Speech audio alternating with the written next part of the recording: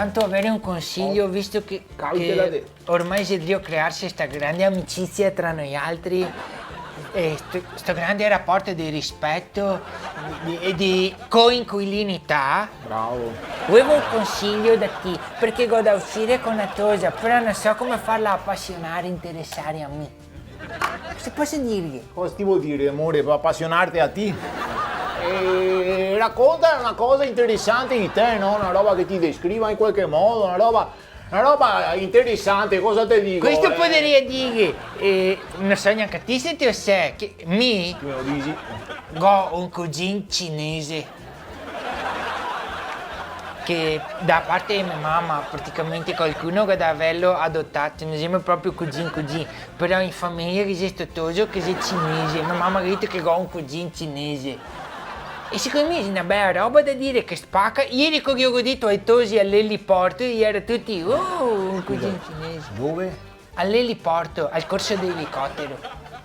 Perché ti fa un corso di elicotteri? No, mi insegno il corso di elicotteri. Mi guido l'elicottero, ho patente a 7 anni dell'elicottero.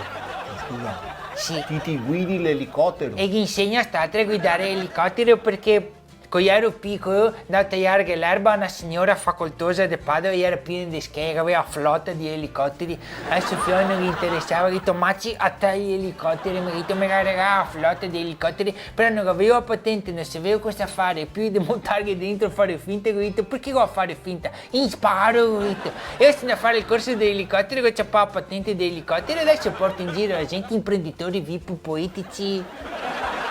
Porti in giro con l'elicottero imprenditori VIP. L'altra sera che Ibra mi ha chiesto un passaggio dove andare fin Mia e io ero a Venezia da ritirare un premio dove andare finalmente a Mia a fare allenamento. E ho detto vabbè ti dago un passaggio che ho detto sono andato lo sa che io ho detto fermati a casa mia. La mattina che abbiamo fatto coesione con la squadra e eravamo tutti insieme, ormai siamo così Mia e il Milan. Complimenti, amore. Grazie. Sì, è la prima volta che conosco uno che ha un cugino cinese. E lo so, è veduto. Conti che questo.